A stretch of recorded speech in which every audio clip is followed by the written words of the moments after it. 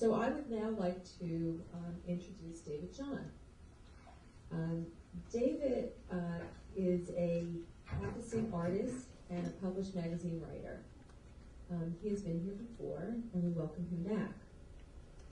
And he has been speaking at the annual Colorectal Cancer Lunchtime Awareness Program, a Brown Bag Lunch, which is very well attended.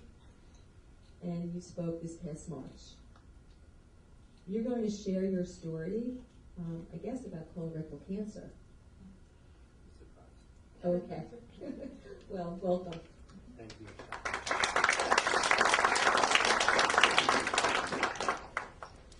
Good morning, everybody. Good morning.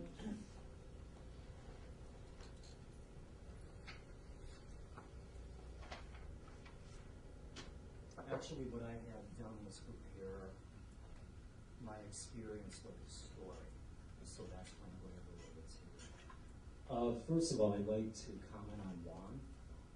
I have Dr. Howard Hofstra as well, and he was such a dynamic component in this amazing journey for me. Good Saturday to all.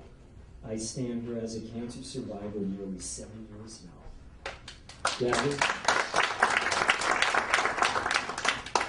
Gathered alongside me, I acknowledge and applaud Juan, Judy, Richard, and Tanda, the faces of cancer, and here to share with us their personal and poignant memories of survivorship. My story, a life-altering journey. Suddenly I heard the words, "It's cancer," sounding like a sledgehammer shattering concrete. My mind splintered in fragments, trying to grasp and understand to what I just heard. The cancer started out innocently enough as a marble-sized painless lump on the right side of my groin. It was anything but, and turned out to be a cancerous lymph node and surgically removed. The final diagnosis was anal cancer at stage 3. Had the death knell rang out for me? No, I vowed to fight. However, right from the onset, life as I knew it had dramatically changed forever in the summer of 2004. The endless parade to doctor appointments became the norm, ushered in without choice or warrant. My cancer was fact. I learned to live differently and endure a 6-week cycle involving treatments, checkups, and to finally being over. It was time to heal. In retrospect, all the strength I could muster up, I faced this challenge with courage and grace. The insertion of a PICC line to administer the chemotherapy was nothing like anything I have experienced before. On that early October day in 2004, my eyes were riveted up toward the electronic screen suspended overhead, while I watched the image of my doctor's hand guide this tentacle, thread-like form as it inched its way up beneath the numb and pierced surface of the skin along the upper left arm. My eyes widened to the size of saucers, gazed as this thin tube continued its journey, and it arced around the shoulder in its tantalizing final descent ever closer to the vein above my heart. Briefly, a sense of panic began to set in, and I asked if the nurse would hold my hand. And at that moment, I wished my mom was there for reassurance. As I continued to watch this scenario unfold, I had forgotten to remove a chain with a crucifix from around my neck. It moved in rhythm to every heartbeat and each breath I took. Somehow I took spiritual comfort in this, said a silent prayer, and then just relaxed. A week later, my chemotherapy treatment commenced. The chemo was a clear liquid, filled a plastic pouch with a tube, attached to a battery-operated pump, and concealed inside a belt bag which I wore around my waist. The medicine was time-released and flowing into my left arm at a snail's pace. The toxic concoction had a dual purpose, poised to do battle and designed to kill off my cancer cells. The final effect on my body was not a euphoric state, but instead this numb, gradual feeling of malaise had set in. During the course of the radiation treatments, which in conjunction with the chemotherapy sessions, I felt emotionally seared and physically scorched. As I neared the end of radiation treatment, I was amazed how resilient the human body is.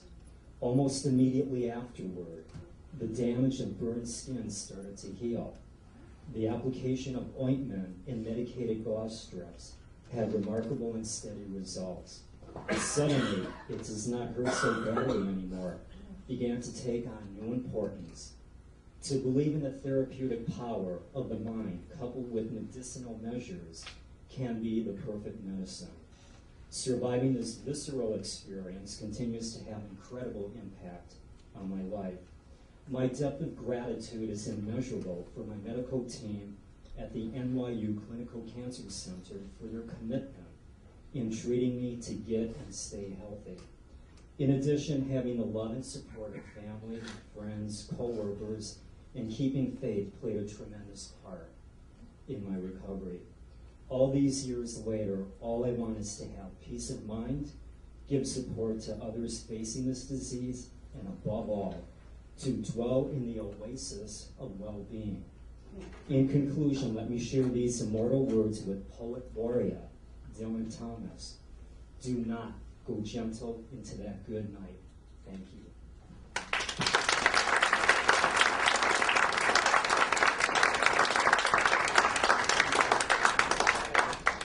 I have a very important question that I think is,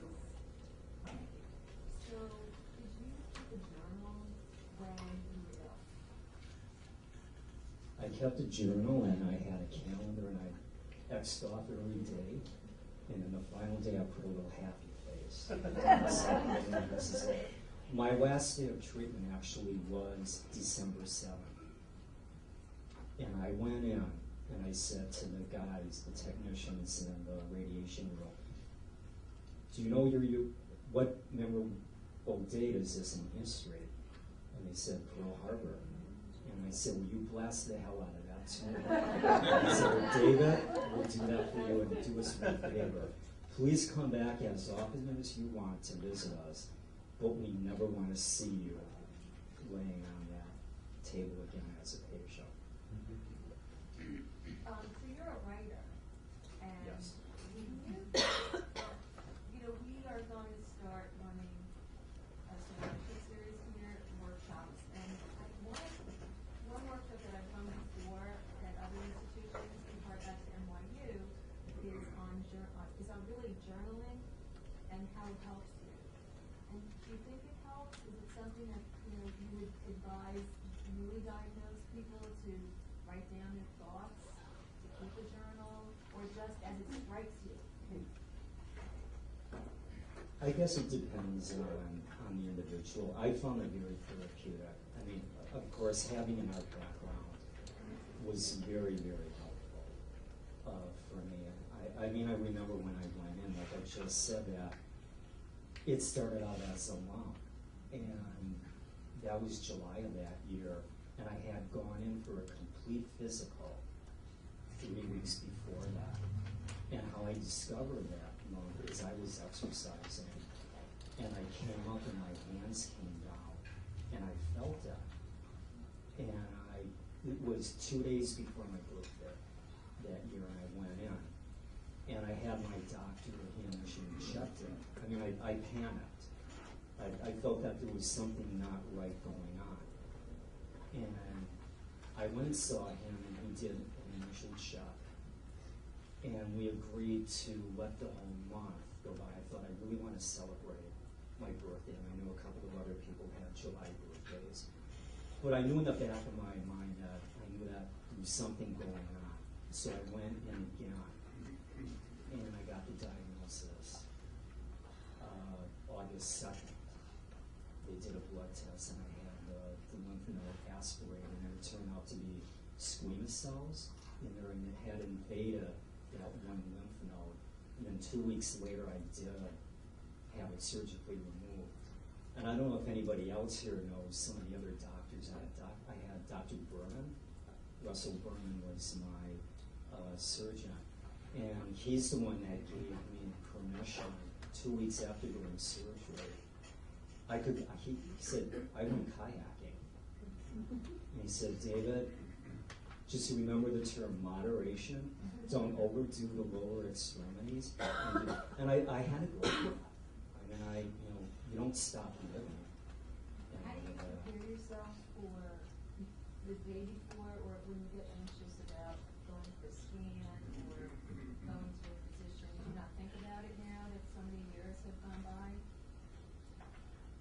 Is there? I look like, back, a I mechanism? kind of like made it up as I went along. And then, I mean, I just loved working with great music on. I mean, actually, I worked every day up until the week leading up to Thanksgiving that year. And things I didn't share with a lot of people when I was going through all of this. My father was dying, and they would not let me go home to my dad's funeral because I was in the middle of this treatment. So, I mean, I just had to wrap my head around this, and I was really glad I was able to take the train. And the odd thing is that I was given a lot of medication and all of that. And I said in the little story that I shared, I had that weird feeling of malaise, but I never threw up. I didn't get that horrible that I couldn't get out of bed. I woke up every day, I would shave, I would go out to get a newspaper because I knew the severity of it, but I also wanted to know that I knew in the bottom of my heart that I was going to be okay. I just went in there and I just said, I asked the death question, and I just knew that for whatever reason, I would be here all these years and able to share this with other people. It was just a feeling that I had. Did you join a support group? Immediately afterward, I didn't do that here, but I was going to the men's support group at Memorial Sloan Kettering almost immediately, and I kept in contact with a number of social workers, which one of great colleagues of yours, Deborah Coppell, I see her quite regularly, and that's my link. Two of my original doctors have went on to other areas. Dr. Bernadine Donahue went to Maimonides Medical Center in Brooklyn, and now Dr. Hochster is up in his alma mater, Yale. But I still have Dr. Berman, and actually I saw Dr. Berman in February, and he said, David, only if you feel the need to see me, I don't have to see you anymore. And that was an amazing, amazing feeling. However, I know this is a part of my medical history, and I will tie this in because I'm a firm believer in having an annual physical. I always did even before this happened. And when I agree with you on the colonoscopy, I had them done last October, and that came back clean.